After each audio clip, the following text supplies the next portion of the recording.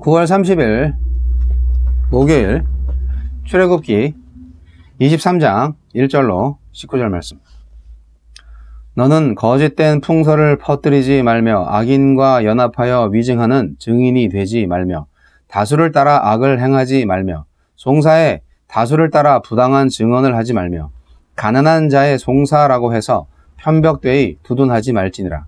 네가 만일 내 원수의 길 잃은 소나 나귀를 보거든 반드시 그 사람에게로 돌릴지며 네가 만일 너를 미워하는 자의 나귀가 짐을 싣고 엎드러짐을 보거든 그것을 버려두지 말고 그것을 도와 그 짐을 부릴지니라. 너는 가난한 자의 송사라고 정의를 굽게 하지 말며 거짓 일을 멀리하며 무죄한 자와 의로운 자를 죽이지 말라. 나는 악인을 의롭다 하지 아니하겠노라. 너는 뇌물을 받지 말라. 뇌물은 밝은 자의 눈을 어둡게 하고 의로운 자의 말을 굽게 하느니라. 너는 이방 나그네를 압제하지 말라. 너희가 애굽 땅에서 나그네 되었었은즉 나그네의 사정을 아느니라. 너는 6해 동안은 너희 땅에 파종하여 그 소산을 거두고 7째 해에는 갈지 말고 묵혀두어서 내 백성의 가난한 자들이 먹게 하라. 그 남은 것은 들짐승이 먹으리라. 내 포도원과 감람원도 그리할지니라. 너는 6해 동안에 내 일을 하고 7째 날에 쉬라. 네 소와 나귀가 쉴 것이며 내 여종의 자식과 나그네가 숨을 돌리리라. 내가 네게 이른 모든 일을 삼가 지키고 다른 신들의 이름은 부르지도 말며 내 입에서 들리게도 하지 말지니라. 너는 매년 3번 내게 절기를 지킬지니라. 너는 무교병의 절기를 지키라. 내가 네게 명령한 대로 아비보엘에 정한 때에 1해 동안 무교병을 먹을지니 이는 그달에 네가 애굽에서 나왔음이라. 빈손으로 내 앞에 나오지 말지니라. 맥추절을 지키라. 이는 네가 수고하여 밭에 뿌린 것의 첫 열매를 거둠이니라. 수장절을 지키라. 이는 네가 수고하여 이룬 것을 연말에 밭에서부터 거두어 저장함이니라. 내 모든 남자는 매년 3번씩 주 여호와께 보일지니라. 너는 내 제물의 피를 유교병과 함께 드리지 말며 내 절기 제물의 기름을 아침까지 남겨두지 말지니라. 내 토지에서 처음 거둔 열매의 가장 좋은 것을 가져다가 너의 하나님 여호와의 전에 드릴지니라. 너는 염소 새끼를 그 어미의 젖으로 삶지 말지니라. 공정한 재판과 절기 준수. 본문은 재판의 증인과 재판장의 역할을 먼저 다룬 후 이스라엘 백성이 지켜야 할 3대 절기를 소개합니다. 우리에게 주시는 교훈은 무엇입니까? 성경에서 정의는 법정 용어로서 공평한 재판이 이루어질 때 하나님 나라의 정의가 세워집니다. 일상의 작은 대립과 오해를 재판으로 해소하던 고대 사회에서 재판의 공정성은 증언의 진실성에 달려 있으므로 재판을 조작하려는 세력과의 규합, 다수와 권세의 압력, 연약한 자를 향한 동정심, 그 어떤 이유로도 거짓 증언을 해서는 안 됩니다. 정의는 원수를 재판정으로 소환하여 잘잘못을 가려야만 규정되고 수립되는 건 아닙니다. 재판장 바깥에서 원수의 곤란한 처지를 외면하지 않는 원한과 이해관계보다 하나님 백성의 사이를 우선시하는 자비와 긍휼에 살아 숨쉽니다. 재판장이 왜 뇌물을 바치지 못하는 가난한 이들에게 불리한 판결을 내리고 잘못된 판결이죠. 악인들과 한통속이 되어 의인들을 죄인으로 몰아 박해하는 것은 사법제도에 호소하지 못하고 하늘을 향해 부르짖을 수밖에 없던 이스라엘을 애굽에서 구출하신 하나님의 정의를 조롱하는 일입니다. 뇌물은커녕 증언해 줄 사람 하나 없는 나그네라도 그 사정에 더 귀 기울여 공평한 재판으로 보호해 주는 것이 하나님 백성의 법과 상식과 생활에 녹아들어야 할 정의입니다. 안식일의 적극적인 의미를 설명합니다.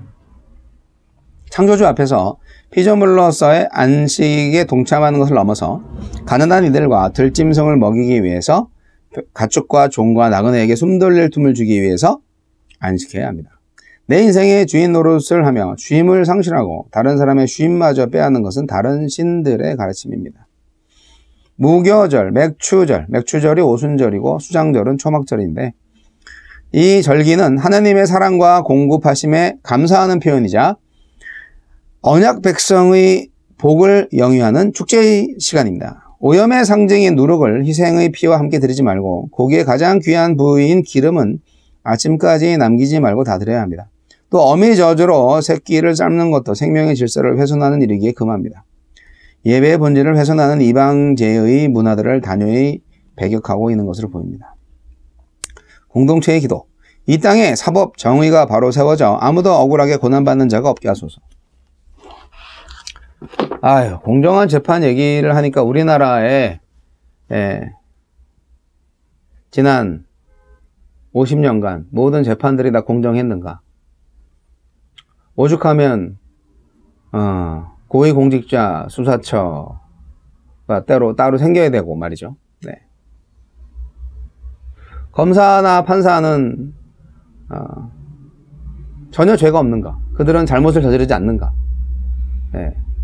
검사나 판사가 생기고 나서 우리나라에서 단 한 명도 구속 수사돼서 이렇게 실형을 선고받은 사람이 없다는 건 제 식구들은 열심히 감싸고 있다, 뭐 이런 생각을 하게 하는 그런 증거죠. 네. 억울하게 옥살이 하시고 억울하게 재판받고 죄인 취급당하고 이런 게 너무 많죠. 아직도 미국도 있는데 한국은 더 많죠. 오죽하겠어요. 매스컴에 증거 다 나와도 수사 안 합니다. 왜 그런지 모르겠어요. 다 권력의 커넥션이 돼 있어서 그래요. 돈의 커넥션이 돼 있어서 그래요. 그게 다 하나님이 기뻐하지 않는 겁니다. 그들은 다 지옥 갈 겁니다. 지옥에 안 가더라도 그에 상응하는 벌을 받을 겁니다. 하나님은 정의의 하나님이시니까요. 그래서 하나님을 무서워하고 하늘을 두려운 줄 아는 사람들이 이 땅에서의 정의를 세워갈 수 있는데요. 이 재판을 통한 정의, 이게 지금 시내산에서 주신 법이잖아요. 근데 지금 이 이스라엘 백성들은 지금 광야에 있어요. 아직 가나안에 들어가지도 않았어요. 그런데 가나안에서 생활할 때 있을 것 같은 그런 상황에 대해서 법을 주시는 거잖아요. 참 준비성이 너무 대단하시죠, 우리 하나님? 네. 물론 이 계명을 받고 이스라엘 백성은 가나안으로 바로 갔어야 되는데 교만하고 불순종해가지고 결국 여호수아 갈렙만 들어가고 나머지는 다 광야에서 40년 동안 광야에서만 돌아다니다가 가나안 땅 밟아보지도 못하고 다 죽었잖아요. 어쨌든 하나님은 처음에 이렇게 가나안에서 어떻게 살 것인가에 대한 구체적인 법 제도를 말씀해 주셨는데 말이에요. 재판을 통한 정의가 정말 필요합니다. 하나님은 외부의 침략에 대해서는 거룩한 용사가 되어 지켜주시고 내부의 강자에 대해서는 바른 재판을 통해서 정의를 구현해서 약자들을 지켜주시는 분입니다. 그래서 이 공정한 재판과 공정한 증언은 하나님의 정의를 이루는 데 결정적으로 중요합니다. 목사는요, 정의로워야 돼요. 판사가 당연히 정의로워야 되는 거는 알죠. 근데 목사도 사자가 들어가 있잖아요. 미국에서는 목사나 판사만이 결혼 주례를 설 수 있다는 말이 있어요. 주마다 틀릴 수도 있는데 거의 목사들이 주례를 씁니다. 어떻게 보면 성혼 선포권이 목사에게 있다는 것이죠. 판사에게도 있죠. 뭔가 판결을 내린다는 거, 그게 이제 아주 중요한 거 아니겠어요? 그래서 하나님께서 우리에게 뭔가 선포하고 뭔가 판단하고 판결한다는 것은 그야말로 하나님께서 주신 의의 정신, 정의와 진실, 공의의 정신이 있어야만 가능한 것입니다. 무조건 은혜스럽게 라는 그 말로 다 뭉뚱그려서 두리뭉실하게 그렇게 일 처리를 하시면 안 됩니다. 그리고 아직도 거짓 뉴스, 가짜 뉴스가 정말 난무하고 있는데요. 이 거짓 증언, 헛소문 이런 거는요, 이거는 결과에 따라서 살인이나 폭력과 다르지 않아요. 힘의 압력에 굴복하지 말아야 하고요. 약자라고 해서 두둔해서도 안 돼요. 여하튼 진실에 입각해서 정의로운 판단을 하셔야 돼요. 여러분, 우리는 다 공동체이고요. 그래서 잘잘못은 공정한 재판을 통해서 가리고, 그리고 나서 자비로 함께 보듬어 갈 수 있는 그런 게 필요합니다. 불의한 약자를 두둔해서는 안 돼요. 근데 사실 약자들이 불이익을 당하는 경우가 많죠. 생각해 보세요. 권력과 돈이 많은 사람이 약자와 재판에 붙었다. 그러면 이 불의한 사람은 자기가 재판에 이기기 위해서 여러 가지 인맥을 동원하고 돈을 써서 거짓 증인들을 다수 부르고, 뭐 여러 가지 뭐 판사나 뭐 배심원들을 매수할 수도 있잖아요. 뭐 돈도 없고 아는 사람도 없고 당할 수밖에 없죠. 그런 사람은. 하나님은 그 약자의 편이신 거예요.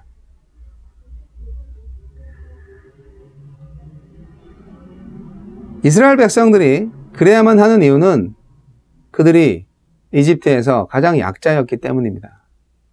그리고 하나님은 그들을 구원하셨죠. 나한테 일어나지 말아야 할 일이 다른 사람한테도 일어나지 않게 해야죠. 그래서 이 멋진 황금률이 있는 거 아니에요. 기브 앤 테이크예요. 내가 원하지 않는 것을 다른 사람이 원하겠어요? 내가 손해보고 싶지 않은 거를 다른 사람이 손해보고 싶겠어요? 다른 사람은 손해보고 나는 이익을 봐야 직성이 풀리시는 여러분 혹시 계신가요? 지옥 갈 분들? 아이고, 오늘날의 생존 경쟁, 이게 비즈니스예요. 그렇게 막 얘기하시는데요, 하나님 나라에서는 안 통합니다. 조심하시고요. 그리고 우리는 모두가 안식할 수 있는 그러한 시간들이 필요합니다. 여기 구약성서 시대에는 이제 안식일법을 말씀하고 있는데, 오늘날의 안식일법은 없죠. 하지만 안식일 정신이 있는 그런 생활 규범은 있어요. 너무 일만 하지 마시고 쉬는 날이 있어야죠. 하나님이 주신 생명의 선물이 바로 안식이라는 것 잊지 마시고요. 인간은 쉴 때 그 존엄성이 유지가 됩니다. 쉼은 뭐냐? 자유를 주기 때문이죠. 생존하기 위해서 그냥 뭐 불철주야 정말 쉴 틈 없이 일하고 내 모든 것을 다 쏟아내고 사업을 위해서 또 생존을 위해서 빚을 내서 막 빚 갚지 못해서 막 허덕이고 말이죠. 그러면 우리는 정말 노예나 같은 삶이죠. 이거는 그런 생활을 계속하면 태양은 떠올라도 나는 지금 이게요, 사람이든 짐승이든 땅에서 온전한 생명을 누리려면요, 자유가 있어야 되고 쉼이 있어야 됩니다. 자, 중요한 건 우리 그리스도인의 생존은 하나님의 은혜에 달려있다. 그렇기 때문에 내가 잘해서 돈 번 것도 아니고 못해서 돈을 못 버는 것도 아니고 하나님의 은혜로 돈 벌고 하나님의 자비로, 하나님의 깊은 지혜로 돈 못 벌고 그렇게 되는 역사가 있습니다. 물론 게을러서 돈 못 버는 사람도 있죠. 네. 돈 벌기가 이렇게 힘든지 몰랐어요. 하루에 12시간 동안 차 안에 있다고 생각해 보세요. 밥 먹는 시간, 소변 보러 가는 시간 빼고 계속 차 안에서 앉아 있어요. 온몸이 뻐근합니다. 이제 5주째 하는데요. 제가 지금 택시 하는 거 얘기하는 거예요. 택시 회사 출근길만 해도 50km, 왕복 100km. 그래서 퇴근하고 오늘 새벽에도 올 때 이거 오래 하겠나 이거? 야, 지긋지긋하다 운전. 오른발 뻐근하다. 엑셀레이터 밟고 있기도 쉽지 않다. 예, 그런 생각을 오늘 했어요. 오늘 새벽에. 여하튼, 우리 서민들 돈 번다는 거 참 힘들게 사는데, 예수님도 그랬겠지. 예수님도 그런 서민들의 생활을 알았겠지. 목수의 생활을 알았을 거고, 또, 어부의 생활들 알았겠지. 절기 지키는 부분은 그냥 넘어갈게요. 저는 오늘 말씀 가운데에서 재판에 대한 부분, 공정한 판단. 목사님들이 교회에서 이 사람도 교인이고 이 사람도 교인인데 교인 간에 싸움이 있어요. 그러면 분명히 이 사람 편을 들면 이 사람은 교회 나가버릴 것, 이 사람은 교회 나가버릴 것 같아. 그러니까 두 사람 다 교회 붙잡아 놔야 되니까 어떻게 하면 이제 은혜스럽게 서로 합의해서 할 수 있을까 고민하는데요. 목적은 그거예요. 그때 목사님의 그 판단은 둘 다 교회에 있게 하는 방법을 강구하는 거예요. 만약에 재판자의, 판단자의 권위를 가지고 있었다면, 목사님, 우리가 이렇게 했는데, 어떤 게 맞습니까? 어떻게 해야 좋겠습니까? 만약에 그렇게 됐다면, 그 두 사람 중에 누가 그 판단이 섰을 때 교회를 떠나든 말든, 또는 두 사람 다 교회를 떠나든, 정의로운 판단을 하셔야 되는 거예요. 진실에 입각한, 정확한, 공정한 판단을 하셔야 되는 거예요. 그게 사람을 잃어버리는 거라고요? 아니에요. 하나님을 잃어버리지 않는 길이에요. 하나님은 정의의 하나님이시니까.